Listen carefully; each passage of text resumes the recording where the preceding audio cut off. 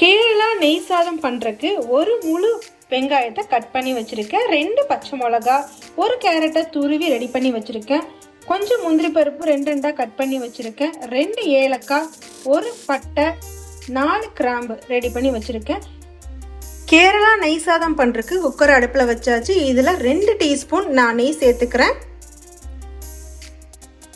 நெய் சூடானதும் நம்ம ரெடி பண்ணி வச்சிருக்கிற பட்டை, கிராம்பு, ஏலக்காய், முந்திரி இதெல்லாத்தையும் சேர்த்துக்கலாம். சேர்த்து ஒரு முறை நல்லா கலந்து விட்டுக்கலாம். தாளிப்புக்கு நம்ம சேர்த்த பொருள் எல்லாம் நல்லா வறுபட்டுருச்சு. இப்போ நான் வெங்காயம், பச்சை மிளகாய் 2, கேரட் துருவினது 1,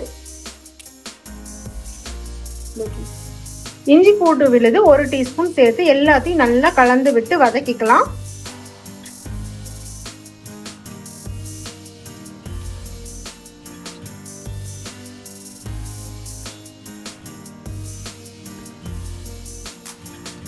நம்ம சேர்த்த பொருள்லாம் நல்லா வணங்கி நெய்யெல்லாம் பிரிஞ்சு வந்துருச்சுங்க. இப்போ நாம ஊற வச்சிருக்கிற அரிசியை நல்லா தண்ணியை வடிச்சிட்டு இது கூட சேர்த்துக்கலாம். பாருங்க, ஒரு துளி கூட தண்ணி இல்லை. ஏன்னா இந்த நெய்யிலேயே பாஸ்மதி அரிசி ஃப்ரை பண்ணணும், அதனால தண்ணியே இல்லாம பார்த்து இது கூட சேர்த்துக்கோங்க. அரிசி எல்லாம் சேர்த்துட்டு ஒரு 10 நிமிஷம் சிம்லயே வச்சு நம்ம நெய்யிலேயே அரிசியை ஃப்ரை பண்ணிக்கலாம்.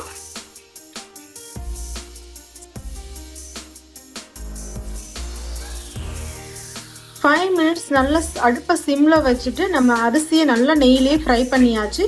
இப்போ ஒரு ஆஃப் லெமனை நான் ஜூஸ் எடுத்து வச்சுருக்கேன், இது கூட ஆட் பண்ணிக்கலாம்.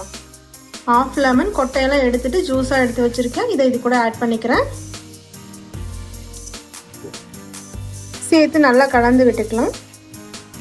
ஒரு 2 மினிட்ஸ் கலந்து விட்டுட்டு அரிசிக்கு தேவையான அளவு, நீங்கள் எவ்வளோ அரிசி எடுத்துருக்கீங்களோ அதுக்கு தேவையான அளவு தண்ணியை இது கூட சேர்த்துக்கலாம். நான் 3 டம்ளர் பாஸ்மதி ரைஸ் எடுத்திருக்கேன், அதே டம்ளரில் நான் 6 டம்ளர் தண்ணி சேர்த்துக்கிறேன்.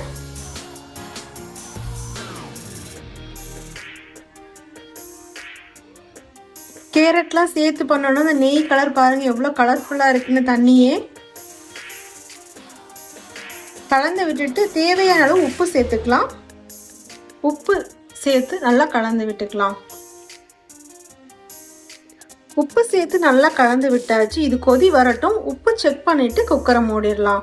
இப்போ நான் இந்த கேரளா ஸ்டைல் நெய் சாதத்துக்கு சைட் டிஷ்ஷா காலிஃப்ளவர் சில்லி செஞ்சு வச்சிருக்கேன், ரெடியா இருக்கு. இதை பொரிச்சு எடுத்தா போதும். இந்த மாதிரி ஹோட்டல் ஸ்டைல்ல காலிஃப்ளவர் சில்லி எப்படி பண்ணணுங்கிறத நான் வீடியோ கொடுத்துருக்கேன் ஆல்ரெடி எங்கள் சேனலில். அதோட லிங்க்கை நான் கீழே டிஸ்கிரிப்ஷனில் கொடுக்குறேன், வேணுங்கிறவங்க செக் பண்ணிக்கோங்க. அரிசி சேர்த்து தண்ணி நல்லா கொதிக்க ஆரம்பிச்சிருச்சு, உப்பும் செக் பண்ணியாச்சு. இப்போ குக்கரை மூடி வச்சுட்டு 3 விசில் வந்ததுக்கப்புறம் நம்ம ஓப்பன் பண்ணி பார்க்கலாம்.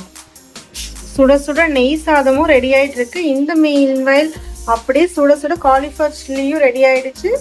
இப்போ பிளேட்டில் சர்வ் பண்ணி பார்க்கலாம். சூப்பராக கலர்ஃபுல்லாக கீ ரைஸ் ரெடி ஆகிடுச்சு. அதுக்கு காம்பினேஷனாக காலிஃப்ளவர் சில்லி ரெடி, பிளேட்டிங்கும் ரெடி ஆகிடுச்சு. இதை டேஸ்ட் பண்ணி பார்த்தா போதும். இதே மாதிரியான லஞ்ச் பாக்ஸ் ஸ்பெஷல் நீங்களும் உங்கள் குழந்தைங்களுக்கு செஞ்சு கொடுங்க. உங்களோட வேல்யூபிள் ஃபீட்பேக்கை எனக்கு சென்ட் பண்ணுங்கள். Thanks for watching.